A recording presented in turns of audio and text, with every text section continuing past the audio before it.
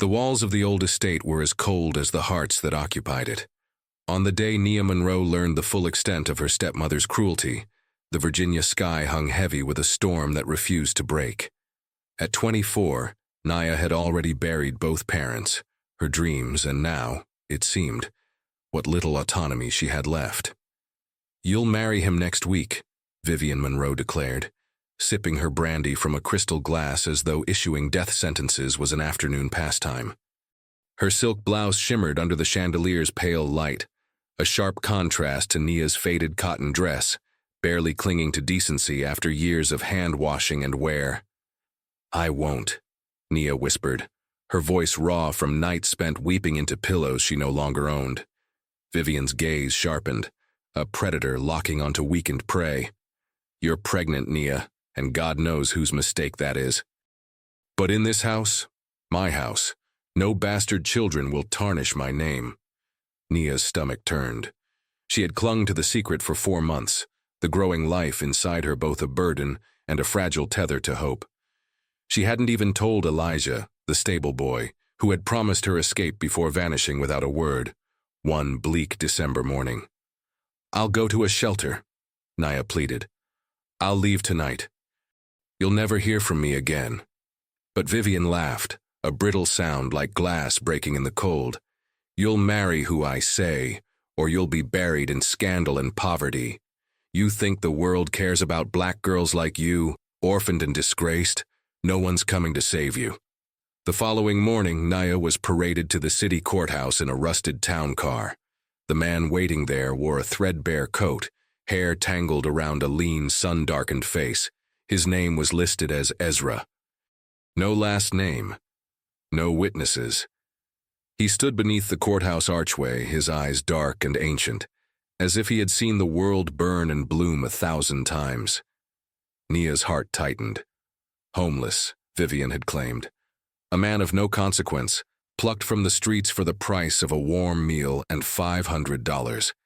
He didn't speak as the papers were signed, but when their hands brushed briefly, Nia felt a pulse of something impossible. Not fear, not hope. Recognition. Inside the small courtroom, the officiant, a disinterested clerk with a receding hairline, barely looked up. "Do you, Nia Monroe, take this man to be your lawfully wedded husband?" Nia swallowed hard, tasting bile. She looked at Vivian in the corner, smug and smiling, victory hanging off her like expensive perfume. For the life growing inside her, for the illusion of survival, she forced her lips to form the word, "I do." When the question came to Ezra, he lifted his gaze to hers. In those eyes 1,000 unspoken truths. "I do," he said in a voice so steady it made the clerk pause. In that moment, Vivian clapped her hands together like a satisfied auctioneer. "Splendid," she crooned. "Now off you go to your new home." The home was a decaying farmhouse at the edge of town, abandoned years before by a family swallowed by debt. The windows stared hollow and blind. The wind pushed through the broken boards with mournful sighs. Ezra carried Nia's small bag, his silence unnerving. She almost preferred the cruelty of Vivian's words to the enigma of this man who was now legally hers. Inside, dust clung to everything. There was one working room, a kitchen with a stove and a small adjacent bedroom. A single light bulb flickered overhead like a dying star. "You didn't have to agree to this," Nia said finally, her voice brittle. Ezra sat on a crooked wooden chair, folding his long fingers together. "Some debts," he murmured, "are owed beyond what coin can pay." Nia's brow furrowed. "You don't owe them anything." He looked at her then, really looked, as though measuring the weight of her grief against his own. "Not them," he said softly. "You." A strange stillness settled in the room. Nia shivered despite the heat of the late afternoon. The storm outside finally broke, the first raindrops hissing against the earth. If this story of injustice and transformation moved you, don't forget to like, comment, and subscribe for more stories that turn pain into power. The rain battered the tin roof of the farmhouse with a ferocity that sounded like 1,000 tiny fists beating against the heavens. Inside, Nia moved mechanically through the small space, unpacking her few possessions, a tattered notebook, a photo of her mother faded by time, and a frayed baby blanket she wasn't ready to part with. Ezra said nothing as he set down the only suitcase they had. He watched the rain from the doorway, his frame silhouetted by the gray light of a world that had turned its back on both of them. Nia stole glances at him when she thought he wasn't looking. His face, partially hidden behind the unruly curtain of hair, was angular and severe, yet there was a softness around his mouth that made her uneasy, a familiarity she couldn't place. After an awkward silence thick enough to choke on, he spoke without turning. Why'd she do it? Nia startled, her hands stilling over the old photo frame. Vivian, she asked, even though she knew no one else could be the answer. She's hiding something, Ezra murmured, more to himself than to her. People like that, they don't arrange marriages for charity. Nia let out a bitter laugh. She's covering her own tracks. The man I loved, he vanished. And she needed me out of her house before anyone started asking questions about the baby. Ezra turned then, his eyes catching the flickering light. They were not the dull, defeated eyes of a homeless man beaten by life. They were sharp, measured, the kind of eyes that had seen men beg, bargain, and betray. What was his name? Ezra asked. Elijah, she whispered, a small part of her aching at the sound of it. He promised we'd run away. Promised I'd never have to be afraid again. Ezra studied her for a long, silent moment. They always promise, he said quietly. It's what cowards do best. Nia flinched as though slapped, the truth in his words cutting deeper than Vivian's insults ever could. A knock at the door startled them both. A woman stood there, soaked from the rain, her face familiar. It took Nia a moment to place her. Margie, the maid who'd worked in the Monroe house for years, the only person who had ever shown Nia kindness. Margie looked behind her as though she'd been followed. I shouldn't be here, she said in a hushed, urgent voice, but I couldn't let it go. She pressed a wrinkled envelope into Nia's hand. These are papers, letters, things you need to see, about her, about Vivian, about you. Nia's fingers trembled as she took them. Why now? Margie's face tightened. Because I saw what she did to your mama before she died, and I'll be damned if I let her do it to you too. Before Nia could respond, Margie turned and disappeared into the storm, leaving only the scent of rain and old secrets in her wake. Ezra closed the door behind her, leaning against it with a sigh. Whatever's in those papers, he said, won't be good. Nia swallowed hard. She opened the envelope with shaking hands, pulling out faded documents, old receipts, and a letter scrawled in her mother's unmistakable hand.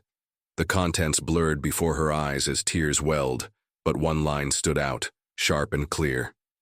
If anything happens to me, find the Holloway name. It holds the truth. Holloway, Ezra said softly, his expression unreadable. You know it? Nia asked, a desperate spark of hope in her voice. Ezra hesitated, then gave a slow nod. I knew a Holloway once, but you won't find them in this town. They left long ago, or were forced out. Nia felt the world tilt beneath her. Vivian had spent years telling her she was alone, unwanted, a burden. But this suggested there was more to her past than she had ever been allowed to know. I have to find out what this means, Nia whispered. Ezra met her gaze, and for the first time, there was something close to a promise in his eyes. Then I'll help you. A crack of lightning lit the room, and for a moment the world outside was nothing but blinding white. But inside that crumbling house, something had shifted.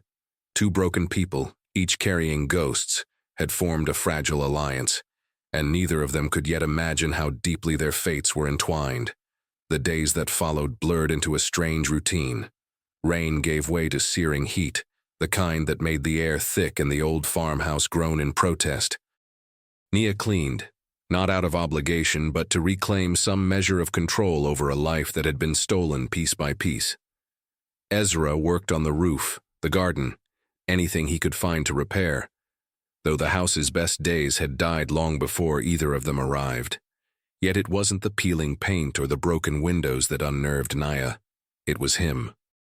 Ezra moved with the grace of someone too accustomed to danger, a man who knew how to make himself invisible. But when his eyes found hers, she saw the weight of 1,000 secrets. He was careful with her, always. Polite in a way most men weren't. But there was a quiet command in his presence, the kind you either earned or inherited. On a sweltering afternoon, Nia sat on the porch sorting through the old documents Margie had delivered. Birth certificates, a deed to a house long since demolished, and a series of banknotes bearing a name she couldn't reconcile. Holloway Industries. The logo on the corner, a stylized H inside a circle, stirred something in her memory. She'd seen it before, on billboards outside the city, etched in brass on the downtown bank, even on the hospital that had refused her mother treatment that night 2 years ago. "Where'd you get those?" Ezra's voice broke the silence. She looked up to find him standing over her, sweat-dampened shirt clinging to lean muscle. His face was unreadable, but his eyes had narrowed in a way that felt more like a warning than a question. "A friend," Nia answered, "said it had something to do with my mother's death. And me." Ezra crouched beside her, his long fingers brushing over the paper, stopping at the emblem. He ran a thumb over it like a man testing the sharpness of a blade. "You ever hear the name Warren Holloway?" he asked. Nia shook her head. "Should I?" Ezra's jaw tightened. "He was a king in this town once. Owned half the land from here to Richmond. Men like him don't disappear. Not unless someone makes them." A pause hung between them, thick as the humid air. Nia's pulse quickened. "You knew him?" "I knew of him," Ezra corrected, though his voice hinted at more. "He was my father's business partner. They built an empire together. Holloway Industries, Monroe Shipping, and the banks that fed them both." Nia's heart skipped. "Monroe? Your stepmother's late husband was part of it too. There were deals made in smoke-filled rooms, land grabbed, laws bent, and when it was over, men like my father ended up in graves. Men like Warren Holloway vanished, and scavengers like Vivian climbed over their bones." He said it like an old wound reopening, the pain dulled by time but never forgotten. "But you," he went on, "you shouldn't even exist." Nia flinched, the words sharper than a slap. "What's that supposed to mean?" Ezra's gaze softened, but he didn't take it back. "I mean, Vivian made sure every threat to that old bloodline was erased. If you're Holloway blood, you're a threat." The world tilted again. Nia clutched her stomach, the child inside her shifting as if sensing her dread. "And the baby?" Ezra's lips pressed into a grim line. "That's why she wanted you married. Disappear you, tie your name to a nobody and bury the scandal. That's how they do it." Nia's head spun. "Then why did you agree? Why help her?" Ezra didn't answer. Instead, he stood and walked to the edge of the porch, his silhouette outlined by the setting sun. "Because some debts are paid in blood, and some names need to be erased, so others can finally be free." He pulled a wrinkled paper from his back pocket and handed it to her. It was a faded stock certificate. "Holloway Industries, issued to Ezra Elijah Holloway." Nia's breath caught. "My full name," Ezra said quietly. "Ezra Elijah Holloway. Vivian doesn't know. Nobody does."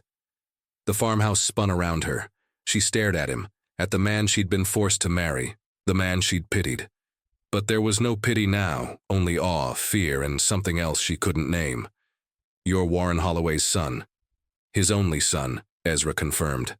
"The one they left for dead. And now, I think it's time I came home." The last of the sunlight disappeared behind the hills, and with it, the old world they'd both known. What came next would be a reckoning neither Vivian Monroe nor the town would survive. The night wrapped itself around the farmhouse like a funeral shroud, thick with the scent of wet earth and old timber. The storm had passed, but in its wake came an eerie stillness, as if the land itself were holding its breath.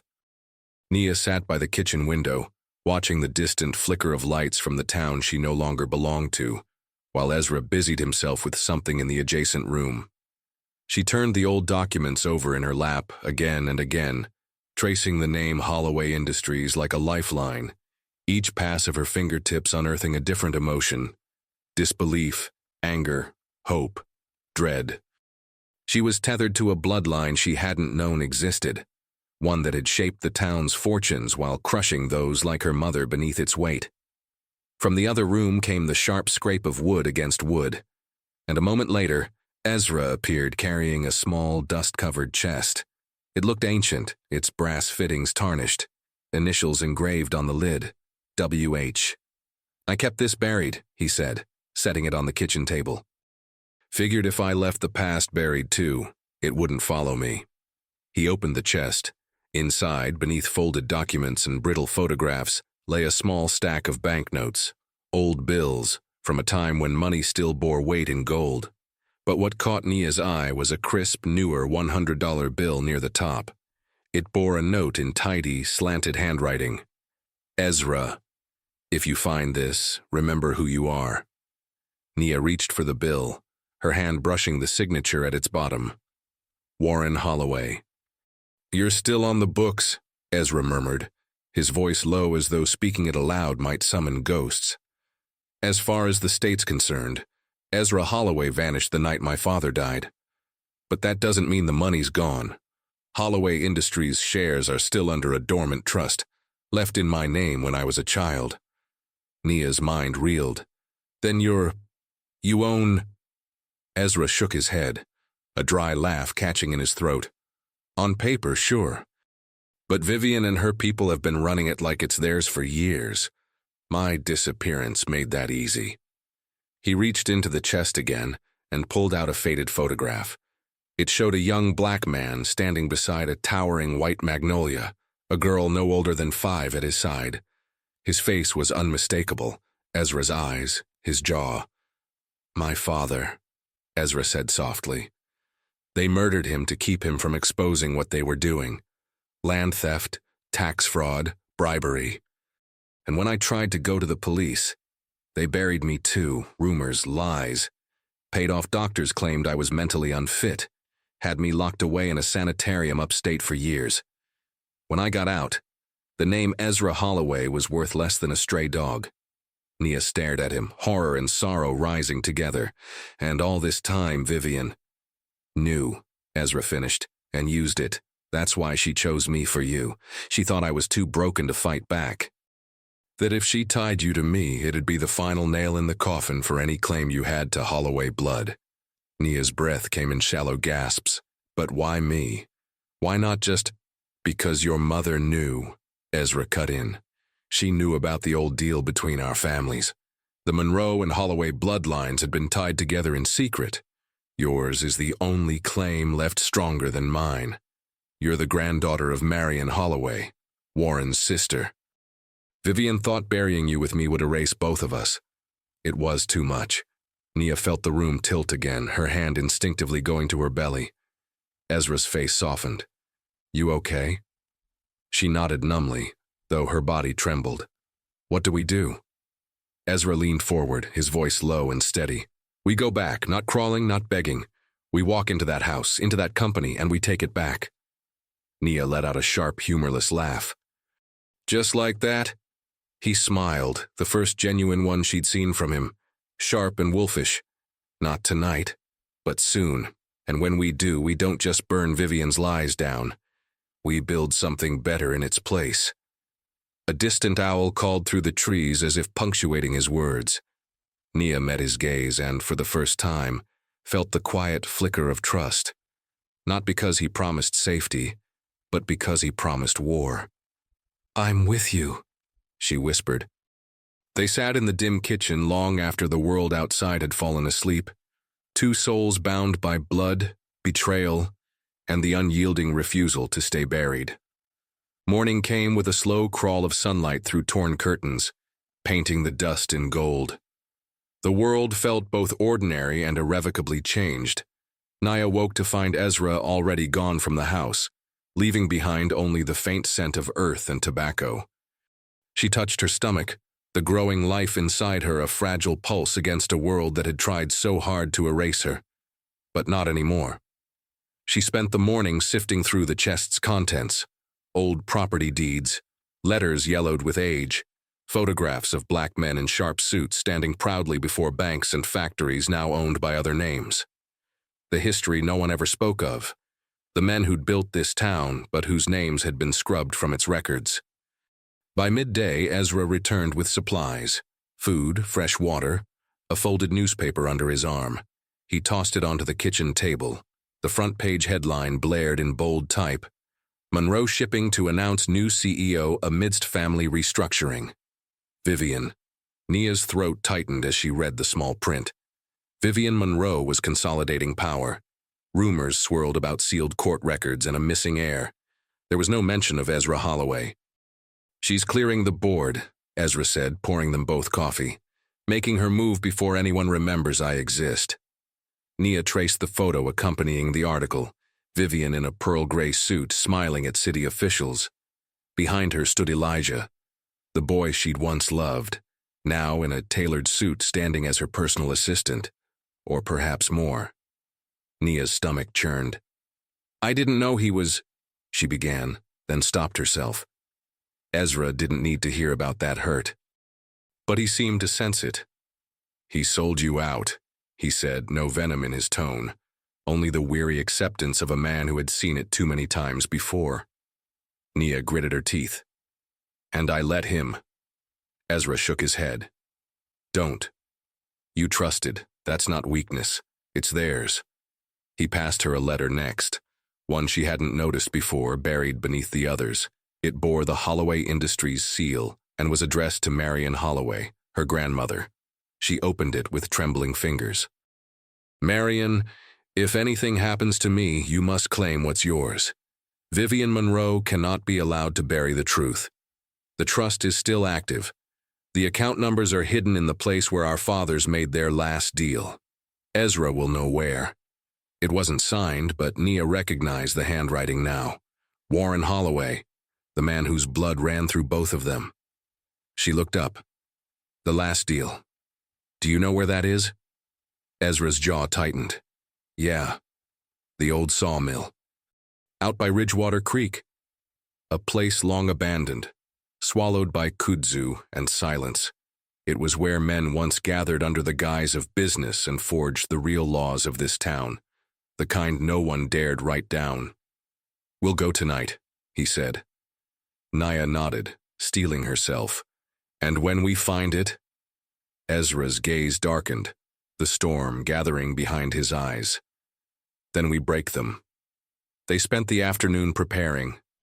Ezra shaved, cut his hair, trading his weathered appearance for one that belonged to a man who could command a boardroom.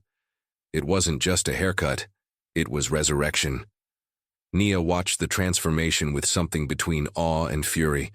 How easy it was for the world to mistake surface for substance. At dusk, a knock came at the door. It was Margie again, her face pale but determined. She slipped inside, carrying a manila envelope. "This is everything I could find," she whispered. "Bank ledgers, property transfers, proof of what she's done. Your mother didn't die of sickness, Nia. She was poisoned." The room spun. Nia gripped the back of a chair to steady herself. "Why?" Margie's voice shook. "She was going to the state authorities with evidence. Vivian found out." Ezra swore under his breath. "Of course she did." Nia forced herself to look Margie in the eye. "Thank you." Margie's eyes shimmered. "Your mother was my friend. She saved my son when he got sick, when no hospital would take him. I owe her." The old woman took Nia's hands. "End this." They left under cover of darkness, the farmhouse falling silent behind them. The journey to Ridgewater Creek was long and winding, memories of childhood warnings about the place weaving through Nia's mind. But fear was no longer her master. The sawmill loomed like a specter in the moonlight, its rusted blades silent, its walls sagging with age. They slipped through a broken side door, flashlight beams cutting through dust motes. Ezra moved with precision, his steps leading them to a raised floor panel in the office where the mill's ledgers had once been kept. He pried it open with a crowbar, revealing a small metal box. Inside, a leather-bound ledger. Nia opened it with a shaking hand. There they were. Account numbers, bearer bonds, the trust Warren had mentioned. And something else. Signatures. Vivian's. Nia swallowed hard. We have her. Ezra smiled grimly. We have them all. It was the beginning of a storm the town wouldn't survive.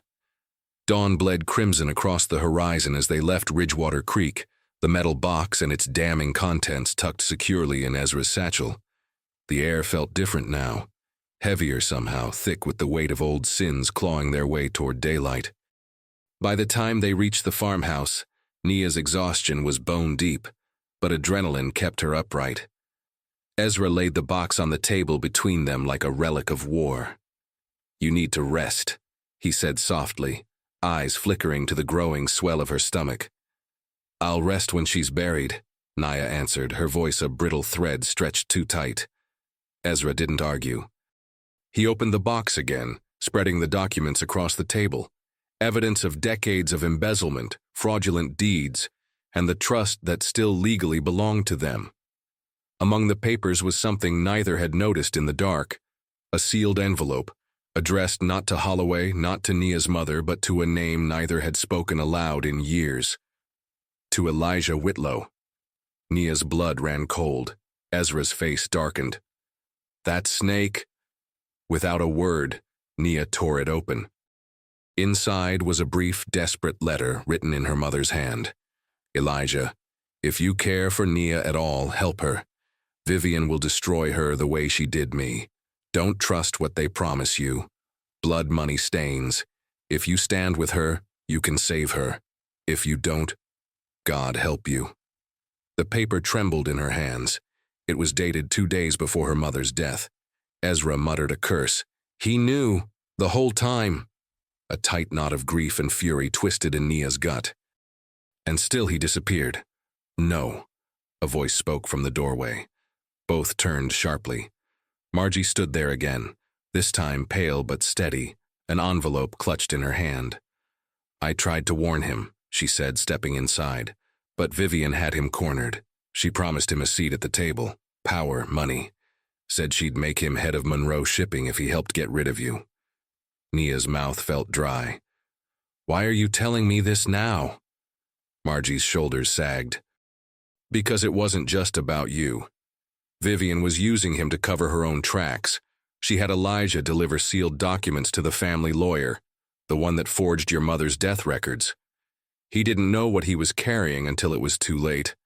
When he tried to back out, Vivian threatened your life. Ezra's jaw clenched. And like a coward, he folded. No, Margie corrected, her voice trembling. He left, ran, and 2 weeks ago, he came back. He's been hiding at the old cathedral on the edge of town, sick, dying, wanted to make it right. Nia's pulse hammered in her ears. Every part of her screamed to leave it, to let him rot in his shame. But some old stubborn ache wouldn't let go. Ezra studied her face. You want to see him? Nia nodded, hating herself for it. They left the house again, Margie leading them through back roads and thickets, until the crumbling steeple of St. Mary's rose into view.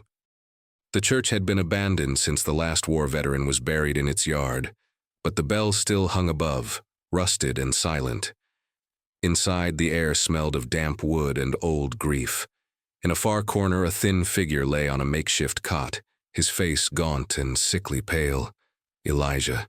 His eyes fluttered open as they approached, and for a moment, Nia saw the boy she'd once loved. The one who promised to run away with her before the world swallowed them both. I thought you were dead, he rasped. You made sure of it, Nia spat, though her voice cracked with the weight of it. Ezra stood back, watching, his face unreadable. I tried, Elijah coughed. Vivian, she said she'd kill you. I believed her.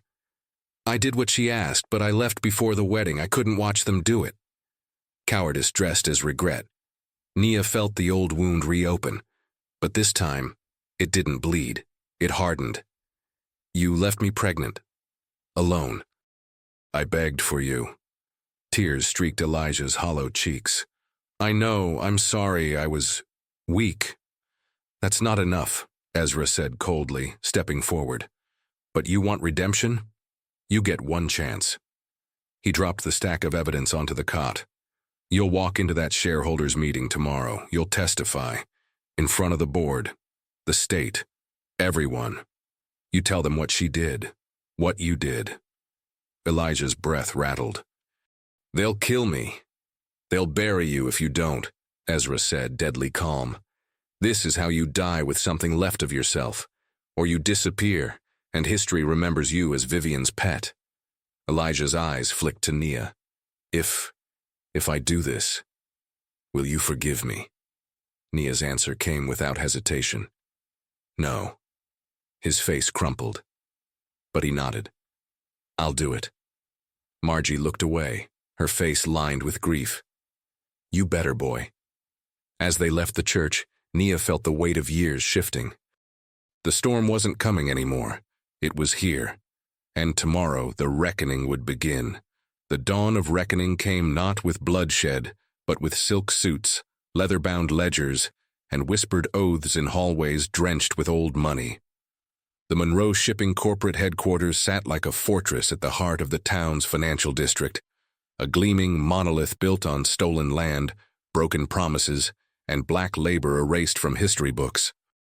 Ezra and Nia stood outside its marble-pillared entrance as the city stirred awake, a storm of their own making held carefully in their hands. Nia's stomach fluttered, not just with nerves but with the small life within her, a constant reminder of everything she was fighting for. Ready? Ezra asked, straightening the cuffs of his tailored charcoal suit, a relic from a life everyone believed long buried. He looked every bit the heir now. No one would mistake him for a vagrant again. Nia adjusted the simple gold necklace she'd worn as a girl, her mother's locket hanging at its end. Let's finish this. Inside the boardroom, the air hummed with tension. The company's shareholders sat like vultures in sleek chairs around a polished mahogany table. Vivian Monroe, resplendent in ivory silk and diamonds, presided at the head.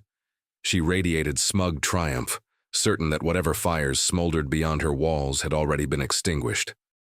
When the assistant announced Ezra Holloway, the room rippled. Eyes widened.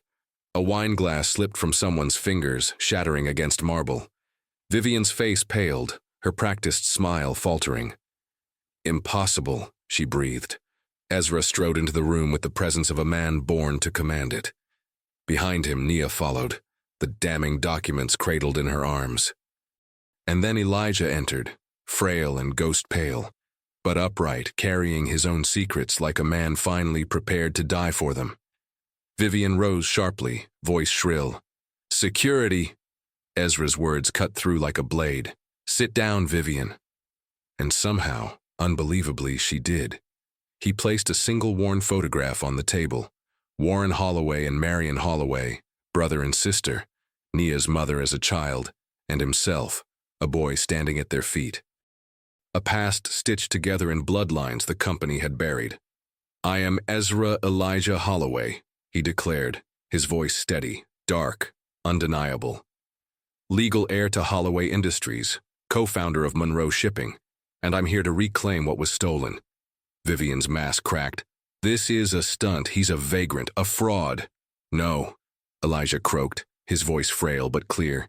He's the rightful heir, and you killed his father, falsified records, staged his disappearance. I saw the ledgers. Delivered them, buried them. Gasps spread like wildfire.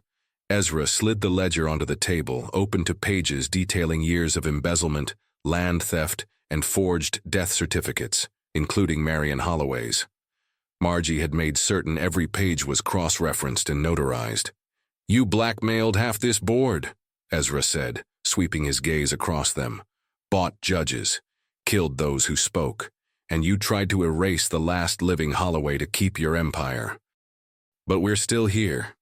Vivian's hand trembled as she reached for a glass. None of this can be proven. Ezra's smile was a predator's. That's the thing about ghosts, Vivian. They always leave footprints. He produced a small recorder from his jacket, pressing play. Vivian's voice filled the room. That arrogant black woman needs to learn her place. We'll marry her off to a ghost and wipe her from the record. It played on, detailing bribes, orders to poison Nia's mother, and plans to absorb the Holloway Trust into Monroe Shipping's holdings. The room fell deathly silent. Then came the final blow. Elijah stepped forward, pulling a legal document from his pocket, one he and Ezra had signed at dawn. It transferred his shares, knowledge, and testimony into Nia's name. "I won't run again," he rasped. Ezra's voice softened. "No one's asking you to." Vivian bolted for the exit, but board security, tipped off and eager to escape the fallout, barred her way. Ezra's tone sharpened. "By the authority vested in me as primary shareholder and legal heir, I move to remove Vivian Monroe from all executive positions, effective immediately." The board, scandal-craving and terrified, murmured their assent. "I further motion," Ezra continued, "that Monroe Shipping be dissolved, its assets liquidated and its funds redistributed, first to compensate every worker, every family, every community this company pillaged." Now Nia stepped forward, her voice clear, resonant. "And a portion of those funds will establish the Holloway Foundation for marginalized women and orphaned youth, starting today." A ripple of stunned faces, but it was done. Vivian, furious and cornered, spat one last venomous barb. "You think this makes you better than me? You'll never belong in their world." Ezra's gaze never wavered. "I don't intend to. I'm building my own." Guards led her out, her protests growing fainter with each step. As the doors closed behind her, a hush filled the room.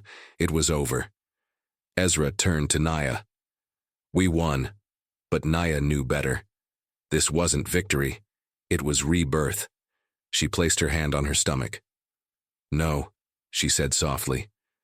"We've only just begun." In the aftermath of Vivian Monroe's expulsion, the boardroom lingered in an uneasy silence, the air thick with the scent of polished wood and toppled empires. The old rules had been shattered, the old gods unseated. But what came next would require more than inheritance and vengeance. It would need a new order. Ezra stepped forward, his voice steady. "Gentlemen," he began, sweeping a glance over the board members who remained, "and ladies, if you have the sense to stay." A few tried to shrink into their chairs. The Monroe loyalists would fall next. Their time was marked. "This company is finished," Ezra declared. "Monroe Shipping as you know it will be dissolved, its assets redistributed.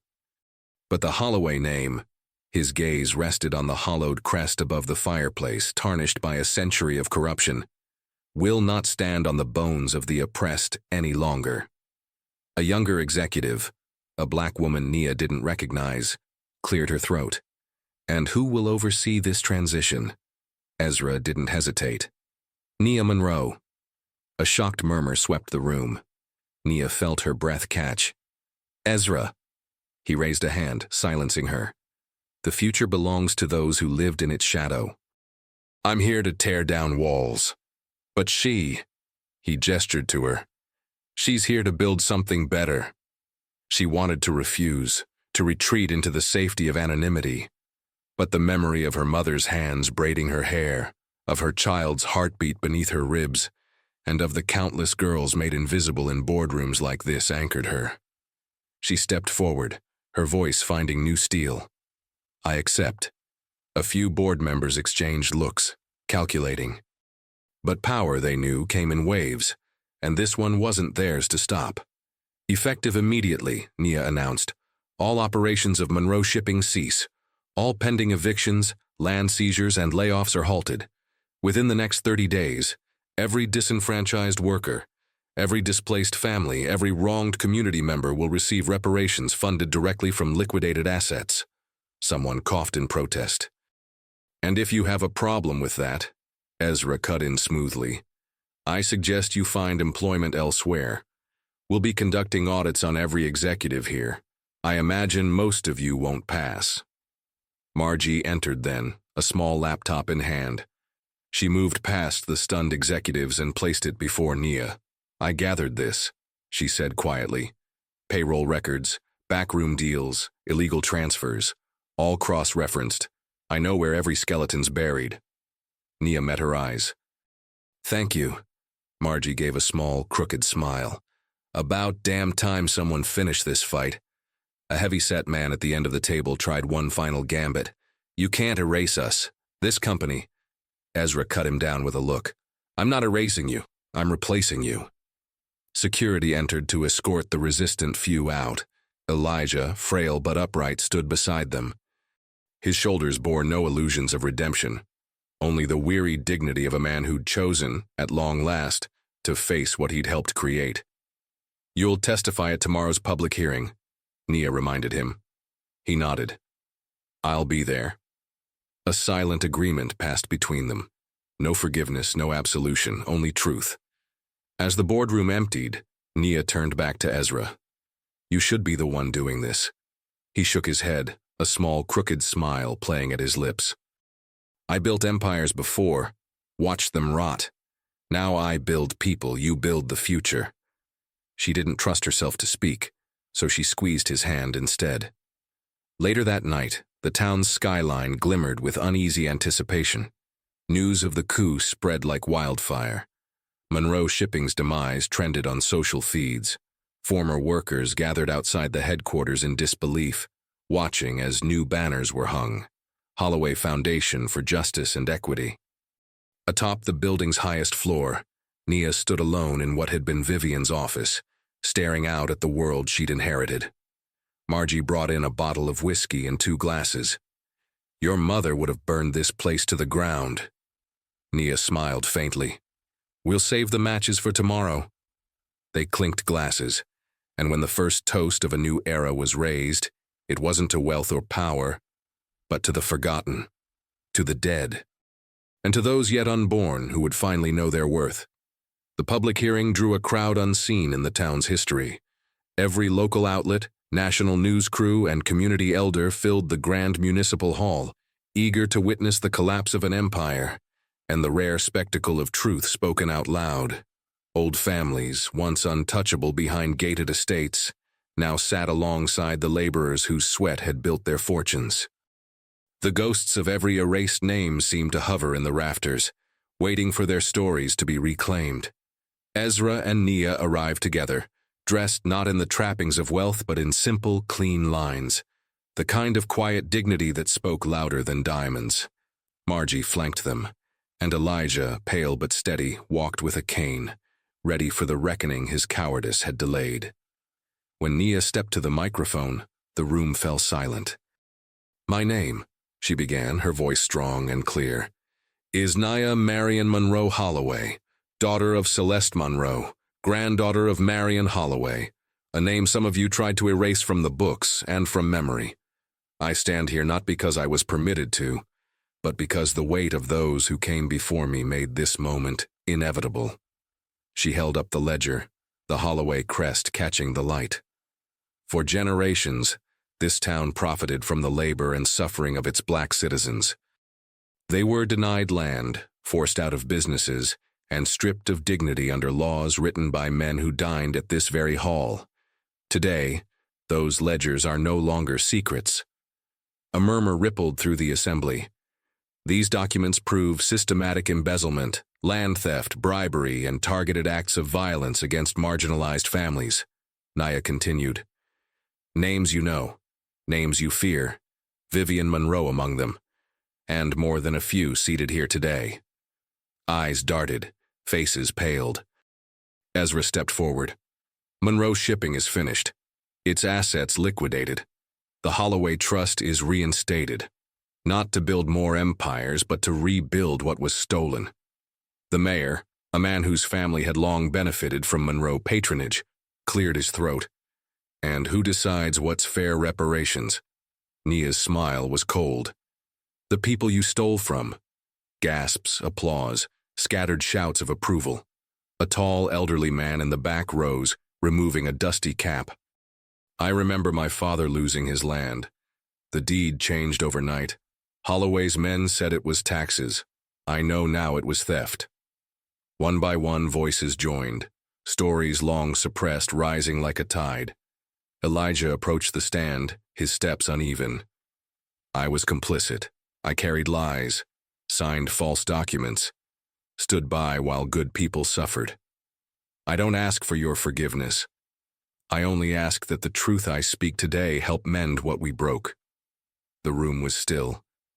When he finished, a small, elderly black woman rose from her seat. Nia recognized her as Mrs. Rutledge, who had once scrubbed floors in the Monroe estate. My sister died in childbirth while Monroe's doctor refused her care, she said, her voice clear despite age. It's about time our stories mattered. Applause rippled, swelling into something undeniable. Ezra took the microphone once more. The Holloway Foundation for Justice and Equity will begin immediate reparations. Scholarships, home grants, medical debt relief. Every cent traced to illegal dealings will be returned. And those who schemed, no matter how high they sit, will face federal charges. That begins tonight. He held up a court order signed by a federal judge, delivered hours earlier. Subpoenas, arrest warrants. The hall erupted. A line had been crossed. The old world cracked open at its foundation. Nia turned to the crowd. We rebuild not as a favor, not as charity, but as a debt long overdue. She looked to Margie, whose eyes glistened with tears. To every girl told her bloodline made her less. To every family whose deeds were stolen, whose voices were silenced. The silence ends here. A standing ovation thundered through the hall. As the applause echoed into the evening, Nia left the platform. In that moment, no longer the orphan, no longer the discarded. She was the future, and the world at long last would learn her name. The town woke the next morning to a different sky, not because the sun rose any brighter, but because the names written on its streets and etched into courthouse walls finally meant something different. Where once they'd been monuments to the powerful and corrupt, they now stood as proof that the past could be torn down, brick by brick, if you were willing to bleed for it. At the Holloway Foundation's new headquarters, a repurposed community center that had once been denied funding under Monroe influence, Nia oversaw the first wave of applications.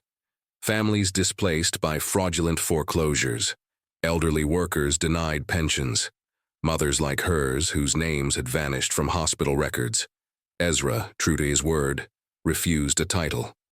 He remained nearby, a sentinel rather than a ruler, using his knowledge of the old systems to dismantle them from within. When pressed by reporters for a statement, he said only, "I've had enough of legacies built on other people's bones." The townsfolk followed suit. A graffiti mural appeared overnight on the brick wall beside the foundation. A portrait of Marion Holloway, Celeste Monroe, and Nia herself, framed in magnolias. Beneath it, the words, "We were always here." By the week's end, the fallout spread beyond county lines. Vivian Monroe was arraigned on federal charges, her former allies abandoning her like rats from a sinking ship. Other names followed. Bank managers, crooked attorneys, city officials whose power collapsed in a chain reaction of subpoenas and public shame. Elijah, already gravely ill, testified at every hearing, not seeking redemption, but to chain himself to the truth as long as he still breathed. When his body finally gave out in a hospice bed weeks later, Nia visited. She said no words of forgiveness, only a promise. Your child will know the truth of you, not the story you tried to run from. In that small act, she reclaimed a piece of her own humanity. As summer faded into fall, the Holloway Foundation funded its first round of home grants and educational scholarships. The town's streets were renamed for the laborers, seamstresses, and field hands who'd built it, the names no one bothered to carve in stone until now. Nia sat on the foundation's board, alongside Margie, the former janitor now chief archivist, and Mrs. Rutledge, the councilwoman-elect.